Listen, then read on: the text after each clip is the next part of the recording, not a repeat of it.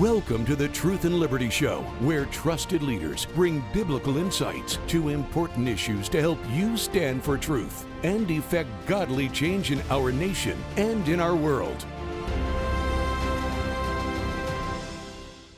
Welcome to the Truth and Liberty Show. I'm Richard Harris, your host, and just very excited to have you joining us today. Did you know that 700 million people around the world live on less than $2.15 income a day? The problem of world hunger is a staggering one, it's world poverty. But what if I were to tell you today that the solution to world poverty could also make America exceedingly wealthy? My guest today is Clark Varin, a young man that I recently met who happens to be a Charis Bible College student, a remarkable individual who has started multiple businesses in his life, has studied the issue of poverty, especially in developing nations, and has pioneered some solutions and ideas on this that are absolutely exciting and inspiring.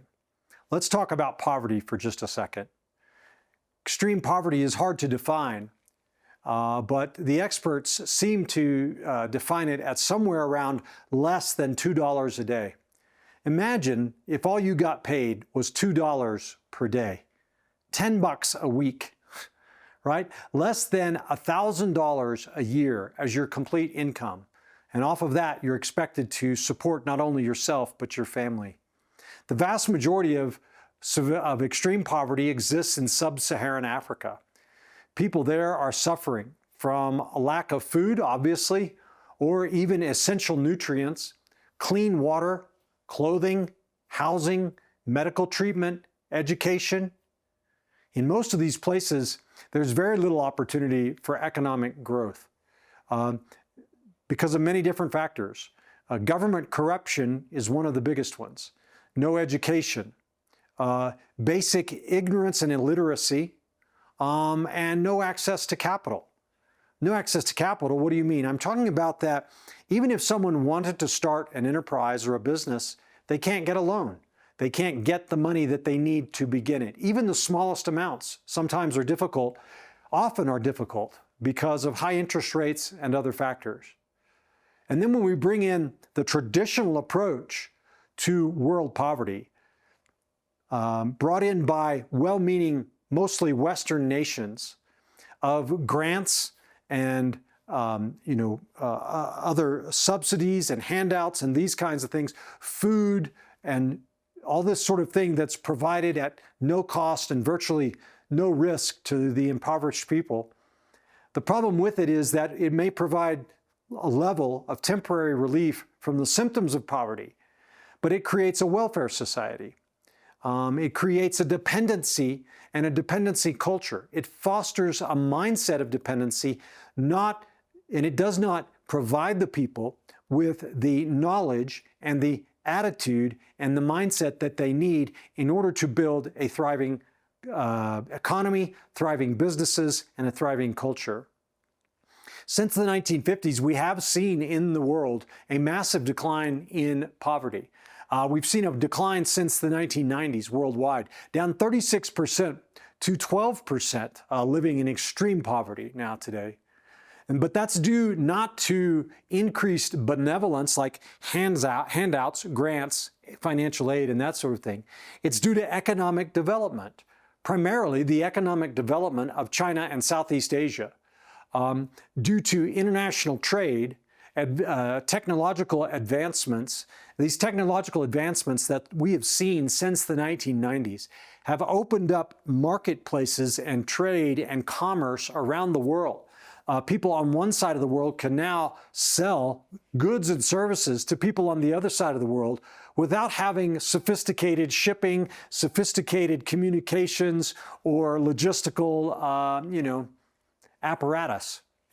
It's also made possible digital enterprises that are accessible to everybody with a cell phone. So it has really, the increased trade with China and Southeast Asia has done a lot to alleviate poverty. In the long term, however, We have to ask the question, the United States of America remains the most prosperous nation in the world, where our economy generates basically $30 to $36 trillion every year in wealth.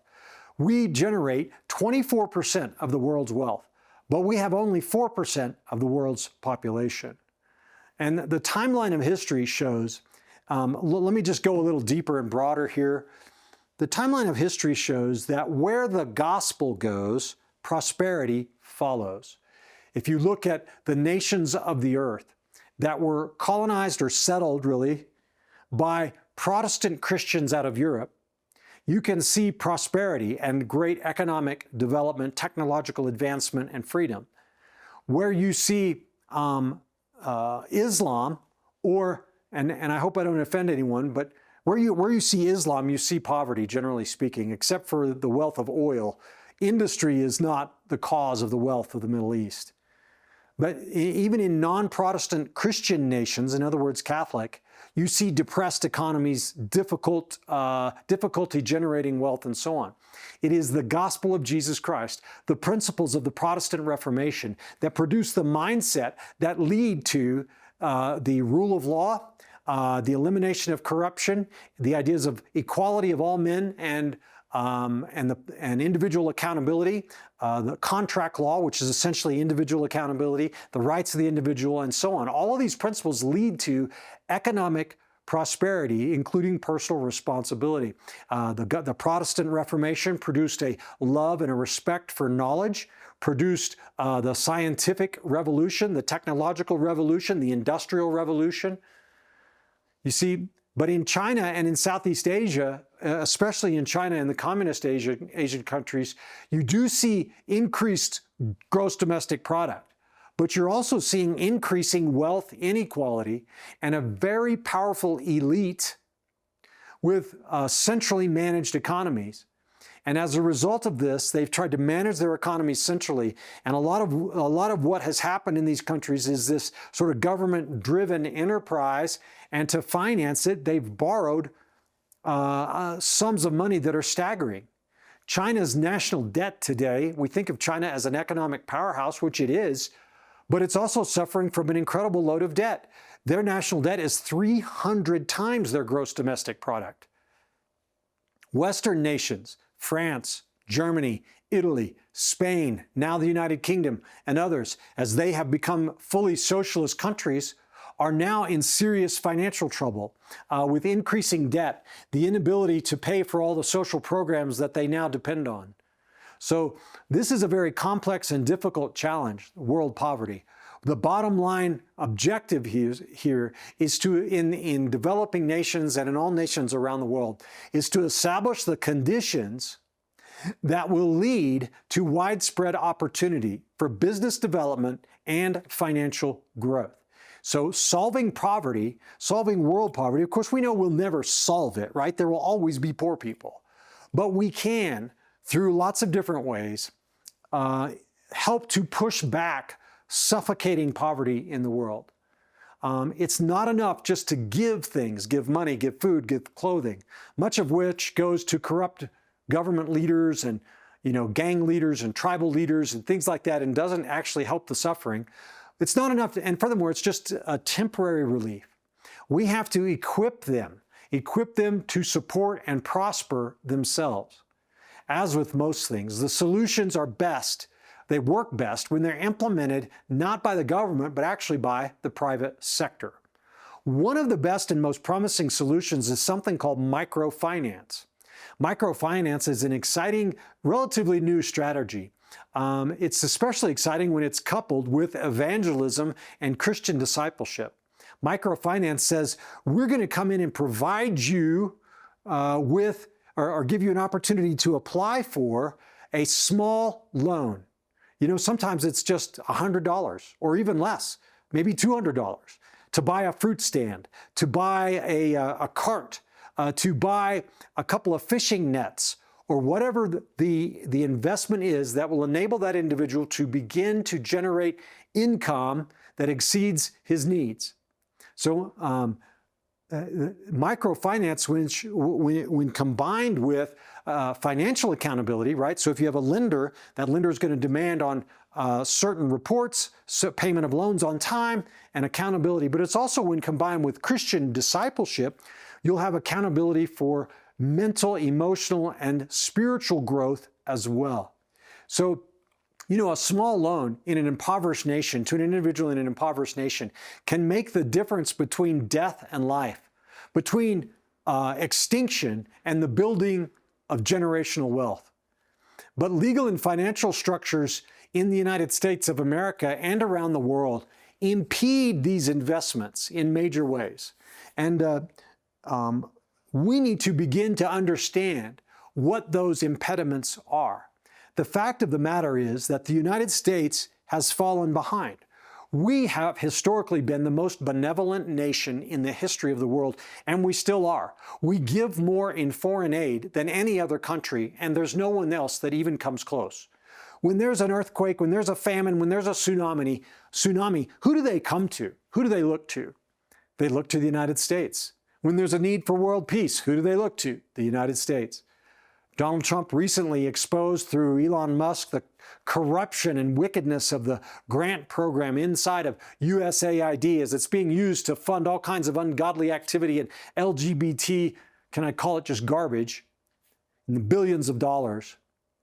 But the point is, the United States has always given a lot to help other countries. But that methodology of just giving money away, as I said, does not produce lasting change. It's going to take the private sector to produce this, probably in cooperation with the government. But there are structures in our financial and government systems today, including the Federal Reserve, the Securities and Exchange Commission, the Internal Revenue Service, USAID, and other branches of our federal government that actually make it difficult for Americans to invest overseas.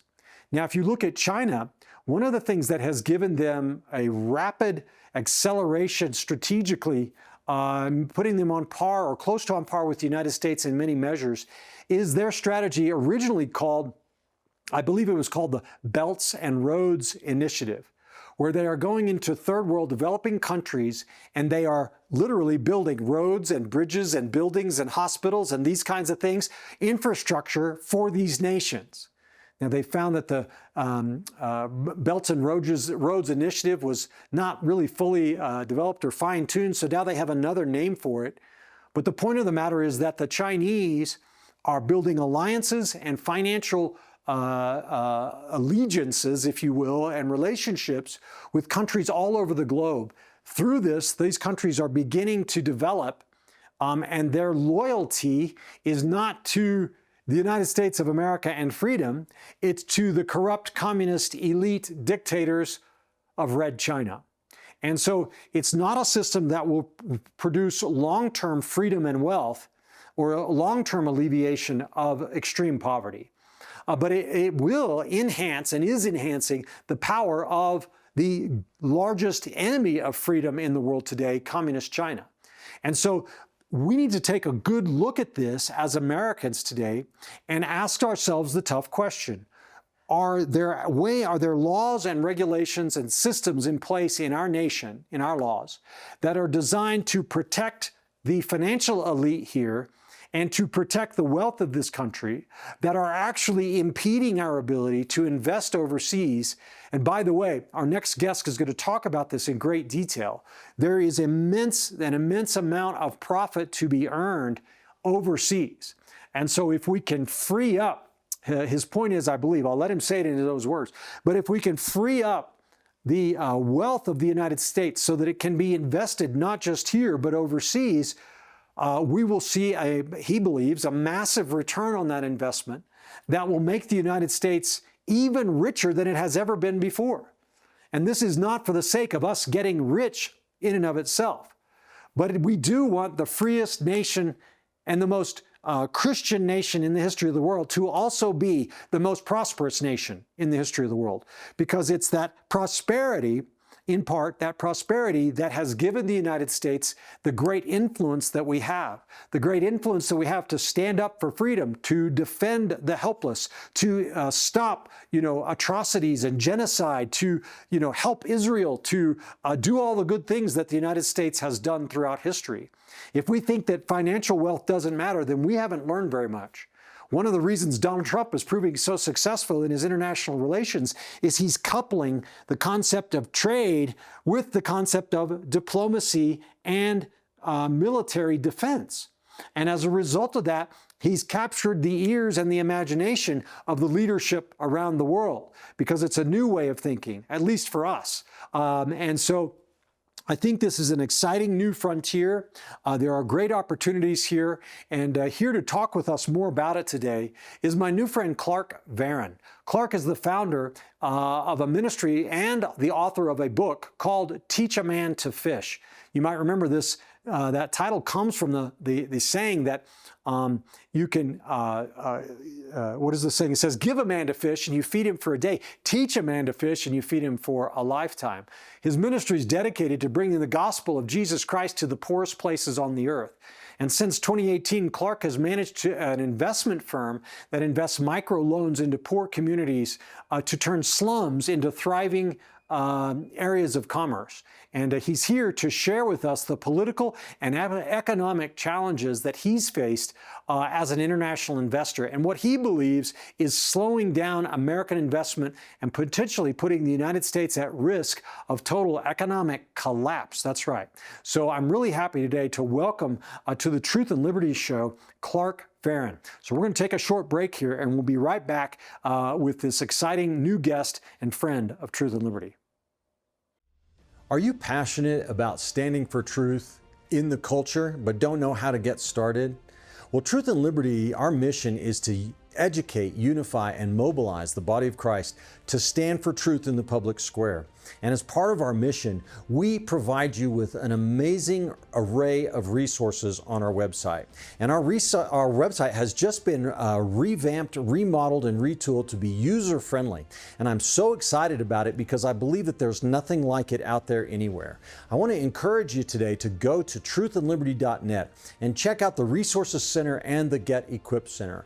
On our Resources Center, you will find hundreds of links, hundreds of videos, articles, blogs, even America's original founding documents can be found on Truth and Liberty's Resources Center. It's searchable by topic, preset topic, or you can put in a custom search to find exactly what you need and what you're interested in. In the Get Equipped section, we link you to tools created by our strategic partners, including Pray, Vote, and Engage tools. We culture impact teams, civic action teams, biblical citizenship in modern America, biblical worldview training, and more. So go today to truthandliberty.net and find what you need to get equipped to stand for truth in the public square. Welcome back to Truth and Liberty. I am really excited now today to be able to share with you a brand new friend and guest here on Truth and Liberty. Probably his greatest accomplishment is being a Charis Bible College second-year student. I'm just kidding. He's actually an entrepreneur and author and just a great fellow, brother in the Lord. Clark Varin, thank you for coming on the show today. Thank you, Richard. I appreciate it. Clark, you are definitely an interesting guy. You're an entrepreneur. You've traveled the world. You are like a voracious reader, and you have a knowledge of international finance greater than guys that are twice your age. Man, tell us about your journey here. Let me just lay a little bit more to this. You've got a new book that's out. It's called Teach a Man to Fish. Correct. What is this book, just in a nutshell? Tell us about it. So, Teach a Man to Fish, the subtitle is Good News for the World's Poorest. And there's a lot of bad news out there in the world about things that are happening, with wars and crime and all that stuff. But this is supposed to be some good news. It's supposed to be some heartfelt news of how the world is actually transforming for good, specifically among the world's poorest people. And that has been something that humanity has been trying to address for decades. We have donated trillions of dollars to try to alleviate poverty. And for decades, we actually saw it get worse. And this book actually answers those questions. First of all, why was it getting worse back then? And what can we actually do in order to not only help alleviate poverty, but also to further the gospel? So I threw that subtitle in there, The Good News for the World's Poorest, as a subtle hint towards the gospel. Yeah. Oh man, my head's already swimming with questions here, but I want to make sure people know kind of how it is that you came to this place of writing this book. I mean, now you and I met not too long ago, and you were sharing with me how, when you were in college, you were already an entrepreneur. Tell us about that. I think you were ranked as one of the top 35 entrepreneurs under the age of 35 at University of Minnesota? Yeah, and when I was 22. When you were 22? Yeah. So as for us slackers, I promise you at 22, I was not starting new businesses, but tell us about your journey. Yeah, so I remember when I was 18, I was sitting down at the Applebee's interview table, and I looked around. I had already worked at Applebee's in my hometown, not in my college. And so it was like an easy job for me to get. And I remember looking around and I was like, I am never doing this again. And I walked out before the interview ever even happened. And I was like, I'm going to start a business. And I started thinking about what kind of business do I want to start? And the first question that I had was the question that most people think about when they want to start a company is like, how do I want to make money? And so I spent probably like 3 or 4 months asking myself that question, how do I want to make money? And then I started to flip the question around because I was coming up with all these ideas. And I realized it's like, I don't have the purpose or the passion, the drive to actually like take these things to execution and like put in all the effort that I need to in order to make this a success. So I flipped the question around. Instead of asking how do I want to make money, I started asking myself, what would I do if money didn't matter? Right? Okay. And that started to help me understand what are my true passions and things like that. And I was like, I'd probably go camping. Like, I love camping. I love nature. I'd probably travel. And that led me to start Travel Young. And Travel Young was a travel agency where I started guiding other college kids on trips, first to local state parks, then to national parks across the country. We did big spring break trips. I brought 45 people to Utah, to Zion and Bryce Canyon over spring break. And then we went international. And when we started to go international is when I started to actually see the kind of poverty that I'm addressing today.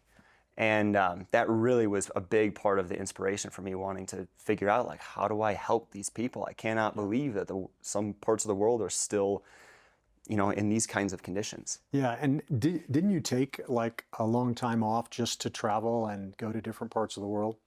Yeah, I mean, I ran a travel agency, and it's kind of funny. Like, I wasn't always guiding trips, but I did a lot of personal trips. And so the trip that I did that actually introduced me to Uganda, where I started my company, I first flew into Turkey, and I met a buddy in Turkey, and we spent a couple of days in Istanbul, and then I flew down to Egypt, and then we did a 5-star Nile River cruise, which, by the way, I highly recommend if you ever get the chance. It's actually really affordable because Egypt's a super affordable travel country. But I went through Egypt and then ended up in Uganda, and I actually talk about that story in my book because it was going to Istanbul was like, okay, this is kind of poor, Going to Egypt was like, this is poorer. And then going to Uganda was like, this is poorest. And in my mind, I didn't understand the differences of like poor, poorest until I really started to research poverty and understand like, what are the living conditions like for those people? So yeah, I did quite a bit of traveling individually as well. What are the living conditions like for the poorest of the poor, Clark? I mean, I remember there was one time, my business partner, his name is Moses, right? We're going down the Nile? Oh, sorry. It's so funny. We did whitewater raft the Nile together. Yeah, with Moses. I whitewater rafted the Nile. We did not split the waters, though. In an ark of bulrushes. But Moses fell in the waters. Let's just say that. But I remember I was in Moses' hometown, so he actually grew up here. And we're driving up to his school because he started this really amazing nonprofit school. It's got 1,000 kids going to school there. And we're on this like windy dirt road up to the school in his home village. And there was like 3 or 4 girls who were carrying buckets of like those yellow buckets. I don't know if you've seen these in other countries before, but they're carrying buckets of water on their head. And they're probably like ages like 4, 6, and 8, something like that. And these are 3 girls who aren't able to go to school. They're spending their day collecting water from a dirty, like a river down, several miles away. I don't know how far it was. But, a lot of people have to do an hour-long walk down to that river and back every single day. And then we stopped the car and I was like, Moses, I cannot see these people walking right in front of us. We got to come out. I got to help them, So I get out of the van and we start carrying their jugs for them up to their house. And we look inside of their house and their stove was a wood burning stove that was boiling a pot of beans. And then inside of their house, there was 1 bedroom. And so 3 kids shared 1 twin-size bed that was really just like a foam pad. And there was a bunch of junk around the house, but they had almost nothing of value at all. They lived off of the land. They picked the food that they would eat. They cooked everything over an open fire.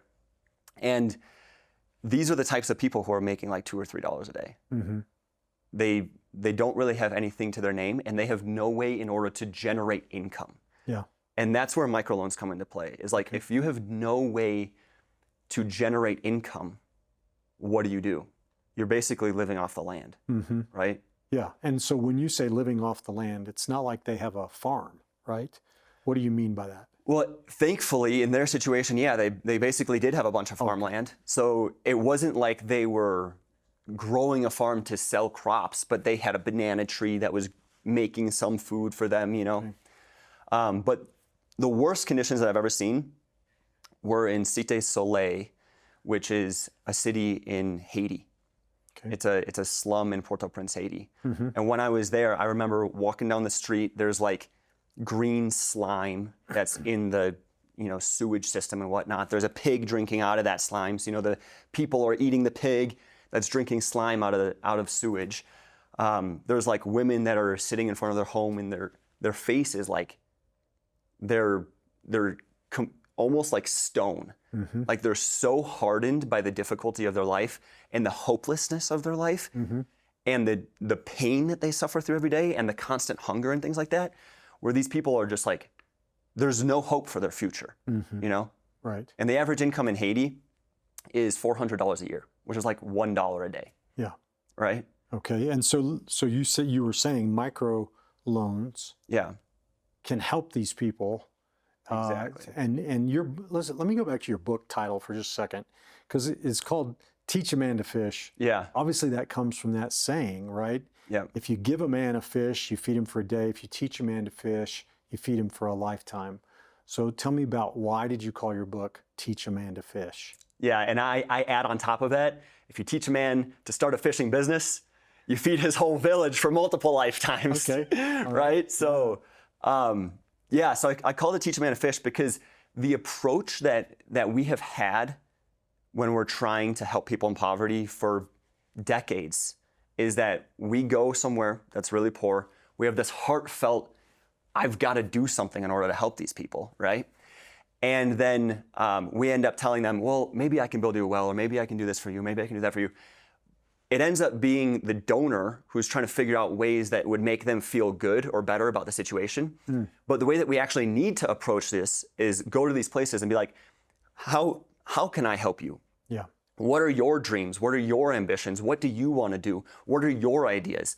We shouldn't be going to these poor countries where we don't know the people, we don't know the culture, we don't know the economy, trying to tell them what to do, right? We need to come as like curious students of like, what are the problems that you see, and how do we help you do that? Yeah. Microloans are how you do that. Microloans help empower dreams. And to give you an idea of how that works, when I was in Haiti, I spent a week looking at like all of this dire poverty that I had seen. And I knew that I wanted to do something. Like I went there with the intent to actually give a microloan. But even though that I had the intent to do that when I went down there, the amount that what I had seen just hit me in the gut, where it's like, I could not see any opportunity as this outsider. I couldn't see a place to invest, right? And at that point, I was like, man, what do? I just do the donation model again? That's obviously not working. But then I met this guy named John, and he was making $3 a day selling seashells on the beach. This is a perfect example of a guy who has nothing. He's living off the land. He's picking up seashells off the seashore, and he's selling them to tourists. So John's making $3 a day, and I asked John, what would you do if I gave you a loan? And how much would you need? And immediately John knew I would want $200 and I would buy a fishing net, which is part of the reason why I named the book Teach a Man to Fish, right? Because the first loan I ever gave was literally teaching a man to fish. So I gave John the $200 that he needed in order to buy the fishing net. And then 1 week later, John sends me a picture on WhatsApp, a net full of crab and lobster and a $20 bill. And in 1 week, John's income went from $3 a day to $20 a day.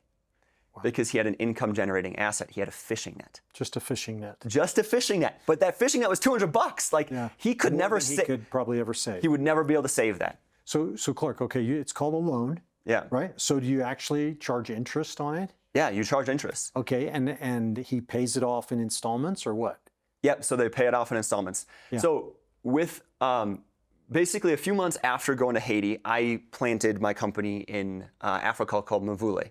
And so for the last 7 years, I've been running a microfinance institution where we're giving a couple $1 million a year of microloans to people in the poorest communities on earth.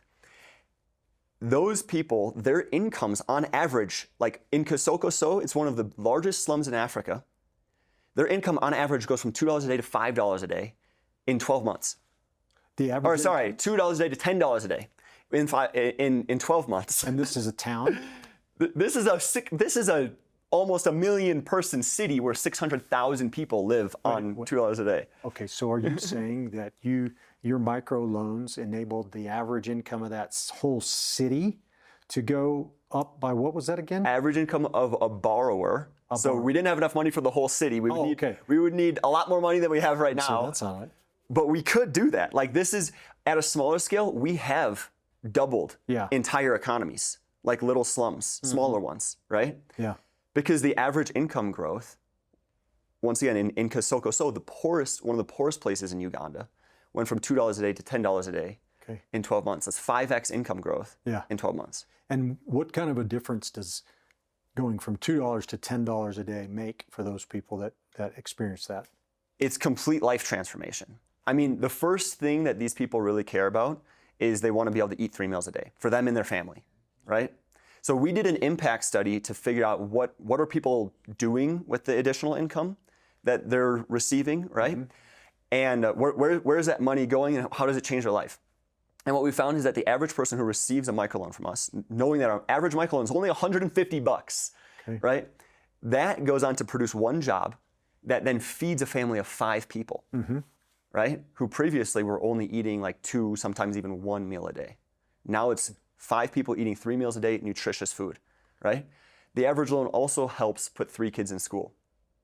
Now think about that compared to the donation model of like sponsoring a child. You can sponsor a child for maybe 1 semester, probably less, for $150, right? This is putting 3 kids in school for their entire education.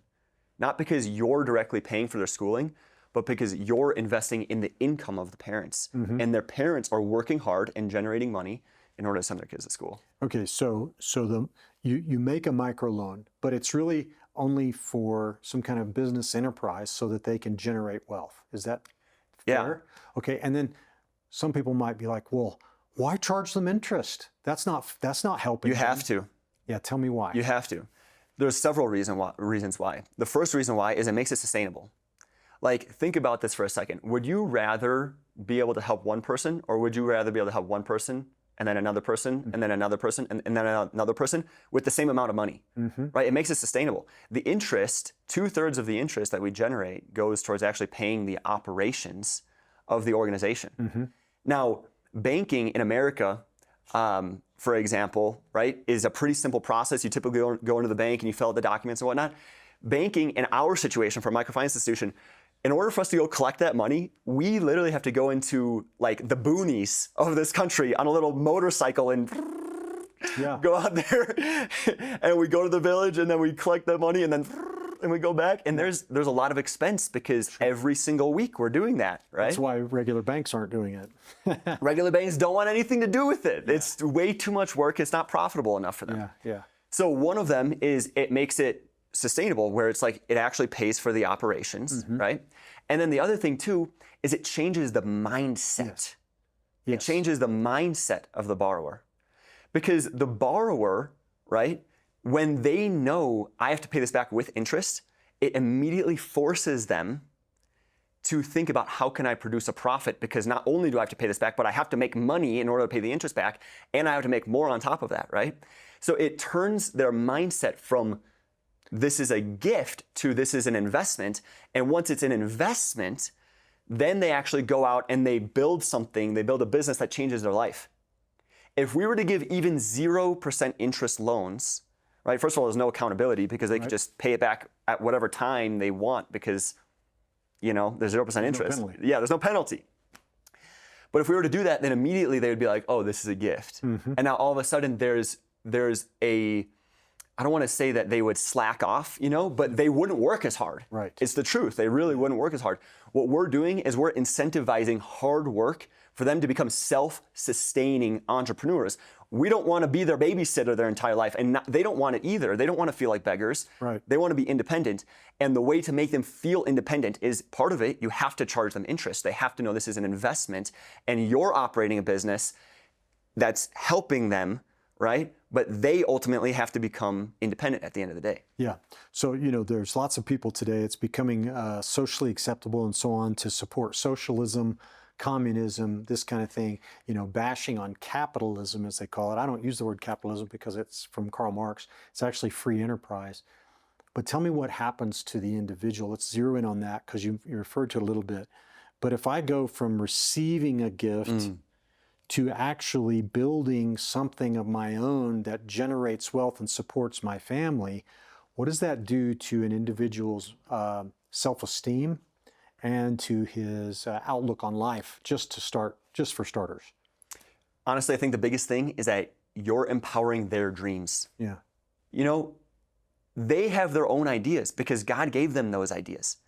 And so we're unlocking, by making these investments, we're unlocking the God-given potential of the bottom 1 billion people on earth.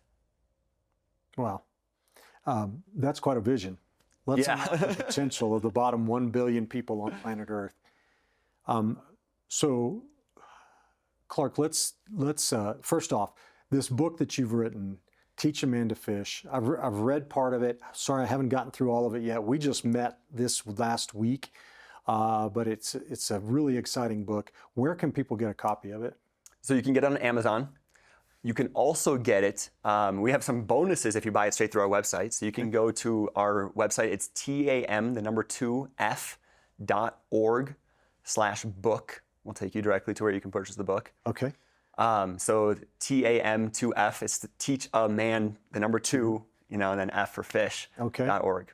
TAM2F.org. Yep. Did I get it? Yep, you got it. Awesome, awesome. So you guys, you really need to check this out, get this book today. But let's go back to this question of global poverty for a minute, Clark. In your studies, in your efforts here, and everything you've been through, you kind of, I think, you know, the Lord has sort of taken you to school in a way, right? Yeah, he did. He's given you his version of a master's degree in global finance. Yeah. Tell us what you've learned. Specifically, this is too big of a question, so break it down for us, okay? But you were telling me the other day there are a whole bunch of impediments. Well, I tell you what, why don't we start with, what is China doing today that is making them so, building so much loyalty for them around the world? Yeah. I'm going to start at a different place. Okay. I'm going to start at a different place, and I'll get there, okay? All right. So look at the U.S. economy today right now. Look at the investment opportunities that exist today right now. If you look at the Warren Buffett stock indicator, it's saying our stock market is more overinflated than it ever has been in the history of the United States ever, right? It's more overpriced than ever before. We issued all this debt. We had the 2008 stuff really just got kicked down the road, and then we got the pandemic that issued all this other capital as well. And we just flooded the United States with all of this money, right? So stocks are overinflated. On bonds, your interest is getting eaten away by inflation, which thankfully is more under control now than it was, you know, just a year or two ago. Gold is more overpriced than it's ever been in all of history ever. People are just trying to figure out, where do I put my money? Yeah. Real estate took a massive spike, never corrected, right? And so the question is, like, when you're looking at all of the places in order to invest in the United States, nothing really looks like a good deal, you know? And I know that there are still good deals out there or whatnot, but the general public, general population, the average retiree, how are they supposed to feel secure retiring in this kind of economic environment, right? Yeah.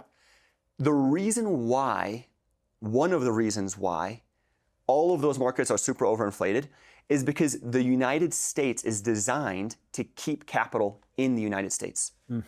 There are century-old laws that restrict capital from getting invested into other countries. These laws were invented during an economic climate where the US is the only place you'd want to do business, so nobody really cared about it, so that's just the way things are, is that we put up these barricades from capital flowing outside of the United States and getting invested into other countries. Now you mentioned China, right? China has a different philosophy. China has a much greater worldview, and honestly, they're a lot closer to their original roots of being a poor country, being a third world country just a couple decades ago. So they see the potential and they see the growth trends that are happening in places like Africa, you know, like the Middle East, like South America, and they're starting to look at, oh wow, all of these countries are growing at a similar type of rate as what China did. If you look at the GDP growth of the top 20 fastest growing countries in Africa, they're growing like 3 times faster than the United States, every single one of them. China, on the other hand, has organizations that are built into their government where they're like, if you want to go and do business in another country, we're going to fund you. We're going to send you. We're going to help you do that, as long as it aligns with the China's initiatives, right? As a country, we're going to send you to be able to do business in Africa. And I've seen this take place where there are real estate developments that are happening in Kampala, Uganda, which, by the way, is the fastest growing real estate market in the world. It's the fastest urbanizing city in the world. So there are real estate opportunities that exist in Kampala, Uganda, that I have been to that are run by the Chinese, where they're building all this like massive amounts of like middle class housing because there's a really quickly growing middle class in Africa. And those, I started asking some questions about the numbers and things of what does it take in order to build this and what are the rents and things like that. And I can fairly certainly assume that they're making triple digit returns on their cash. Yeah. Well, right? Okay. Right?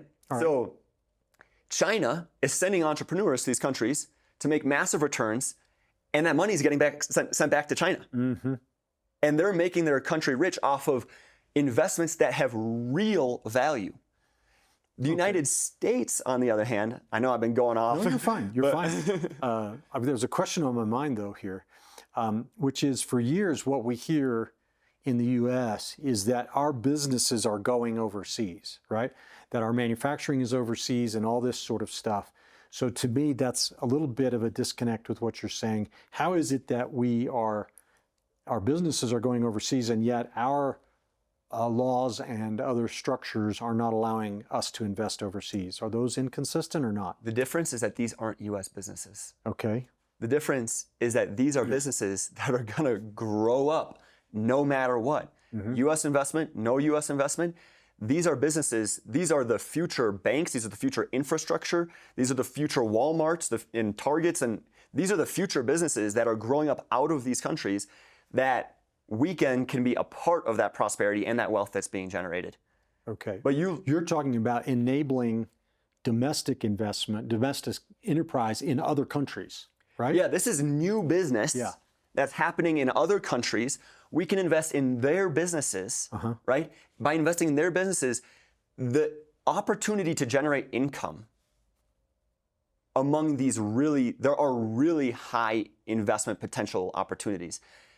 What we can do is we can talk to the people in America who are like, where do I put my money? There's nothing safe here, right? And we can say, well, let us invest some of that money into some of these businesses that are really growing because of sound macroeconomic principles. Okay.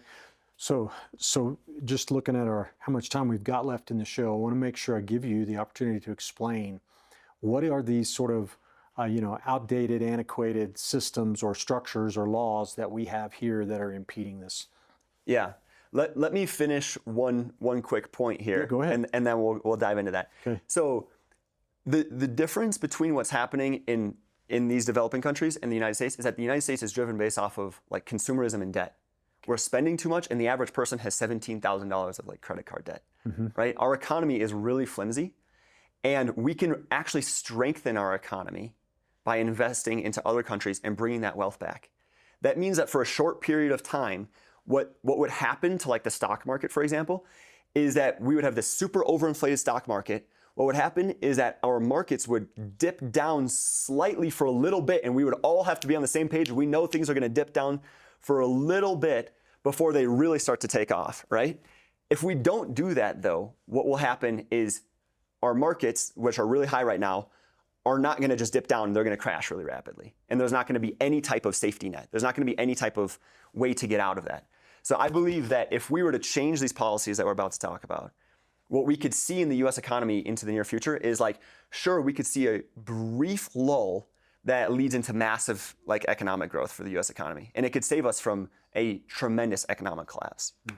So that's why these are important, these policies. So now the background on how I came up with these ideas is that they were completely prophesied through me. I wasn't even thinking about politics until Truth and Liberty last year, my first year at CARES, right? And so you actually were a huge part of inspiring me to get into the political game. And then as I began writing my book around like April and May of last year, the Lord started to speak to me. He's like, your government chapter, which is chapter 16 of the book, this is the most important chapter in the entire book as a whole, right? He's like, this is going to do great things. I think he's really pulling me towards the United Nations right now. And so he started to speak to me, this is how these different government organizations need to be restructured. So to give you some context of how I began prophesying these things, I actually wrote my book in a tent, staying up all night, receiving information from the Lord. And he told me there's 5 government institutions that need massive transformation if these plans are going to be successful. The number one thing is the Federal Reserve. It's probably what we should spend the most time talking about. So the Federal Reserve is it's a part of the government, but it's also not. It's actually a for-profit organization that governs all of our monetary policy and decides on the interest rates that banks get to charge. Now, the U.S. Treasury works with the Federal Reserve by issuing money from the U.S. Treasury to the biggest banks in America, the Federal Reserve banks, and then those banks issue money to other big banks in America and some international big banks, and then those banks lend to smaller banks, and those banks lend to smaller banks until finally you're in Africa, you're at the smallest banks in Africa, and then you get below the smallest banks in Africa, you get the microfinance institutions. If I were to go, knowing that our company in Africa is sound, right? Like economically sound. If I were to go to a bank in Africa and say, hey, we want to take out a loan, they would charge me 36% interest per year. Wow. For a company that has multi-million-dollar cash flow, right? So the reason why is because there's so many middlemen, right? The Federal Reserve banks get the cream of the crop, and then there's all these middlemen taking a cut before finally it comes down to these people. And at 36%, think about the individual now. What interest are they paying? They don't take out mortgages. They really don't. There are some small like housing loans and things like that, but it's not a common practice really. Car loans, no way. Like you're not getting a car loan. If that was the way the U.S. operated, we would look like a developing nation, you know?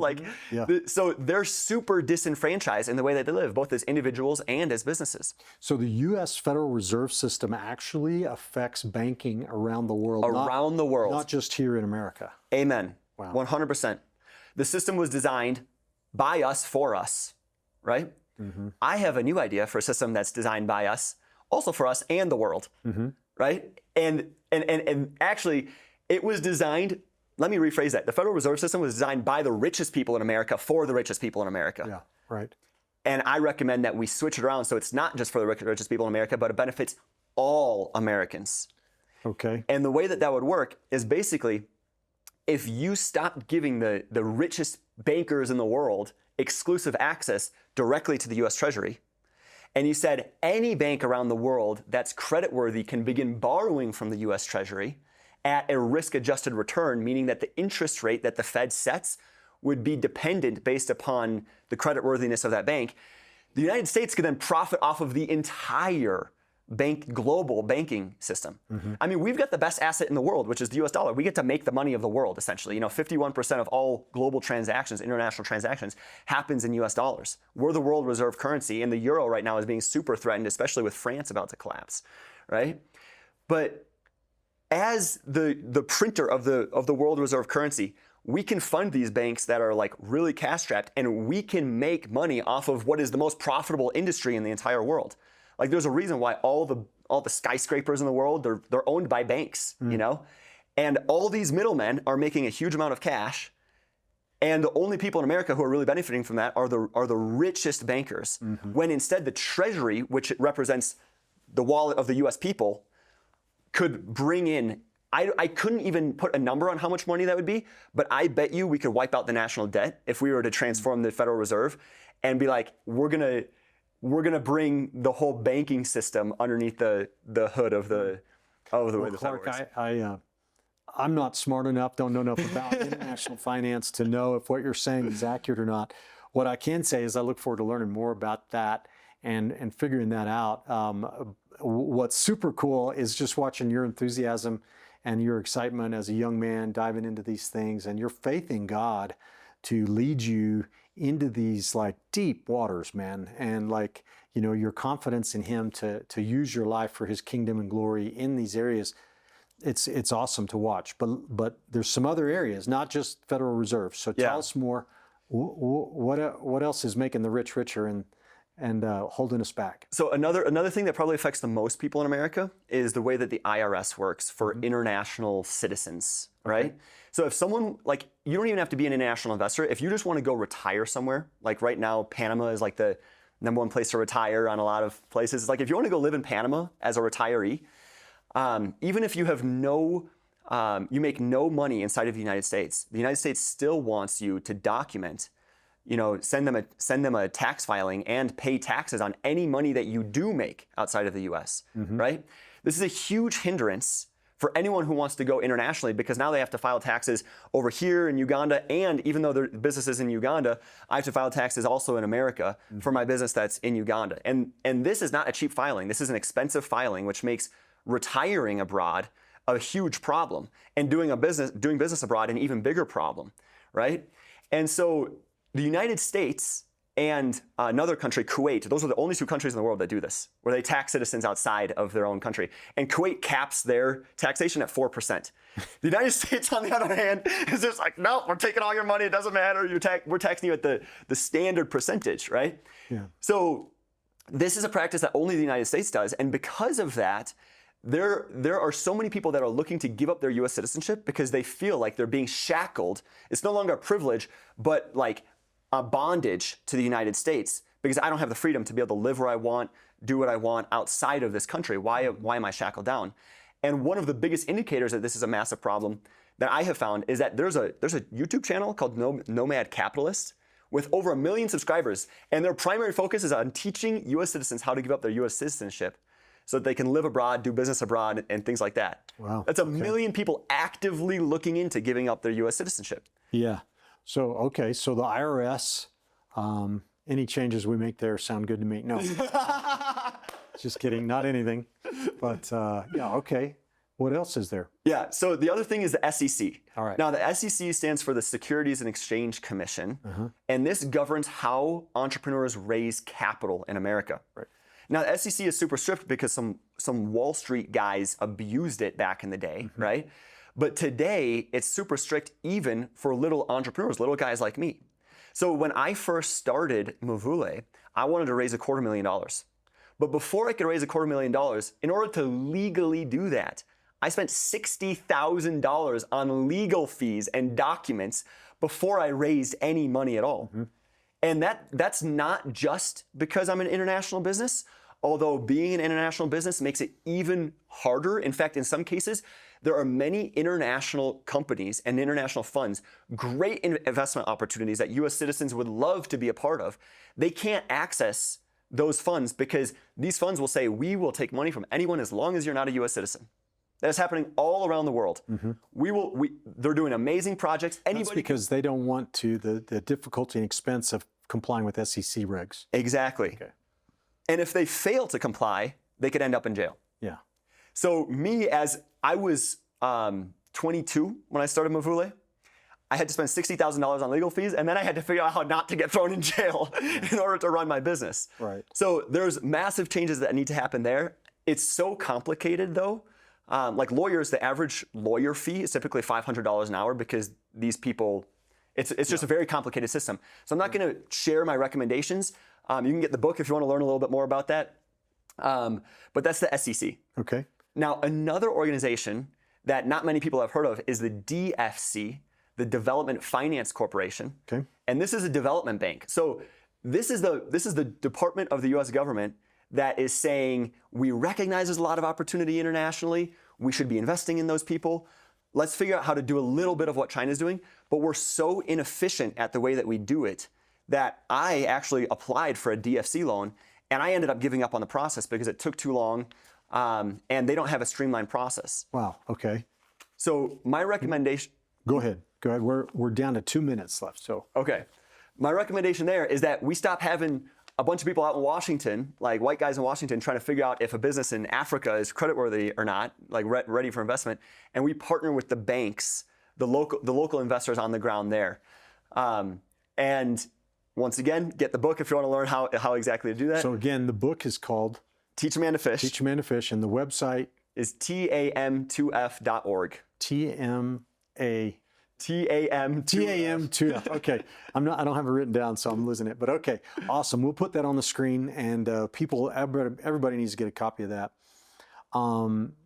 So Clark, this is super exciting. What do you, if people want to connect with you, not just read your book, but they want to be a part of Mavule or microfinance, or want to learn more about how to invest in developing nations, where should they go? I would say email info@tam2f.org. Okay. That's probably the best way to get a hold of us. And then we're also on all the social medias.